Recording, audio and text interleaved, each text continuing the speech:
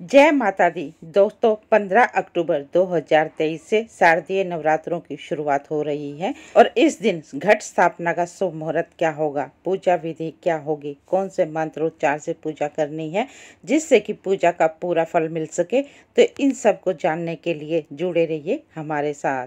दोस्तों, 15 अक्टूबर 2023 से शारदीय नवरात्रों की शुरुआत हो रही है और इस बार मां भगवती हाथी पर सवार होकर आएंगी और मुर्गे पर सवार प्रस्थान करेंगी। दोस्तों, मां भगवती का हाथी पर सवार होकर आना बहुत ही शुभ माना जाता है, लेकिन मुर्गे पर सवार होकर प्रस्थान करना इतना शुभ नहीं माना जाता। और इन 9 नवरात्रों में मां भगवती के 9 स्वरूपों की पूजा की जाती है और इस बार नवरात्रि की प्रतिपदा तिथि का प्रारंभ 14 अक्टूबर सुबह 11:24 से आरंभ हो जाएगा और 16 अक्टूबर मध्य रात्रि 12:34 पर समापन होगा। तो उदया तिथि को मानते हुए मां भगवती के पहले नवरात्रि की शुरुआत 15 अक्टूबर से होगी और इस दिन मां भगवती के पहले स्वरूप माता शैलपुत्री की पूजा आराधना की जाती है, जबकि इसके बाद इन 9 दिनों में मां भगवती के विभिन्न 9 स्वरूपों की पूजा आराधना संपन्न होती है।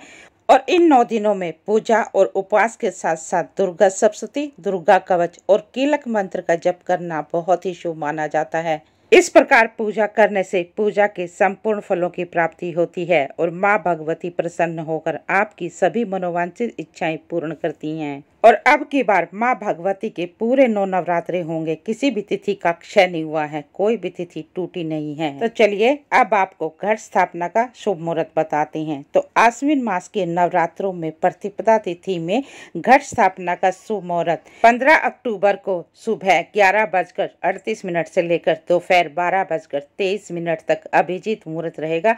इस समय में आप कलश स्थापना कर सकते हैं। इसके साथ ही कलश स्थापना करते हुए इन बातों का ध्यान रखना जरूरी है। कलश या तो आप मिट्टी का लें, चांदी का ले लें या पीतल का ले लें या फिर अष्ट धातु का ही कलश लें। स्टील का कलश लेना वर्जित माना गया है। और कलश में जल भरकर नवरात्रि के प्रथम दिन शुभ मुहूर्त में घर के ईशान कोण में स्थापित कर दें। और अब कलश स्थापना से पहले आपने थोड़ी सी साफ स्वच्छ मिट्टी लेकर उसमें जौ मिला देनी है और उसके बाद घर के ईशान कोण में लकड़ी का एक पट्टा रख देना है और उसके ऊपर लाल रंग का वस्त्र बिछा देना है और उसके साथ ही इस जौ मिली हुई मिट्टी को रख देना है और उसके ऊपर पानी का छिड़काव करके उस मिट्टी के ऊपर कलश की स्थापना कर देनी है। इसके बाद मां भगवती की अष्ट धातु की या फिर चांदी की या फिर मिट्टी की मूर्ति स्थापित करें और मां भगवती को लाल रंग के वस्त्र अर्पित करें और माता रानी को श्रृंगार का सामान भी अर्पित कर दें और लाल या हरे रंग की चूड़ियां भी अर्पित कर दें। सिंदूर से या फिर रोली से माता रानी को तिलक लगाएं, शुद्ध घी का दीपक जलाएं और अब कलश के ऊपर भी कलावा बांध दे। कलश के ऊपर रोली से स्वस्तिक का निशान बना दे और उसके बाद एक नारियल ले ले, नारियल के ऊपर भी कलावा बांध दें। फिर कलश के ऊपर 5 या 7 आम के पत्ते रखकर उनके ऊपर ये नारियल रख दें। लेकिन कलश स्थापना करते समय आपको कलश के अंदर थोड़े से साबुत अक्षत, एक सुपारी और एक चांदी का सिक्का डाल देना है।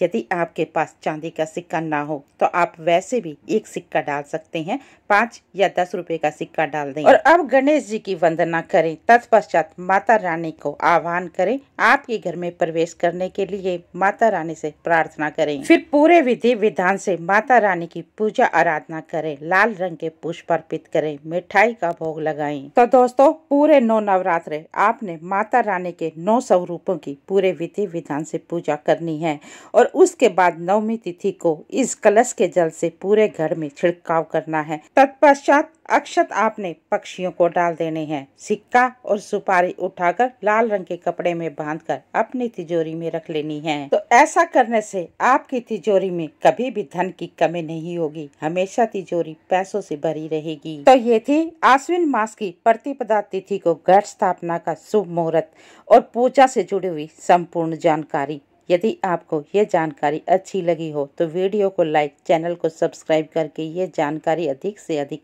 अपने दोस्तों के साथ शेयर कर दें। तो चलिए मिलते हैं अगले वीडियो में एक नई जानकारी के साथ।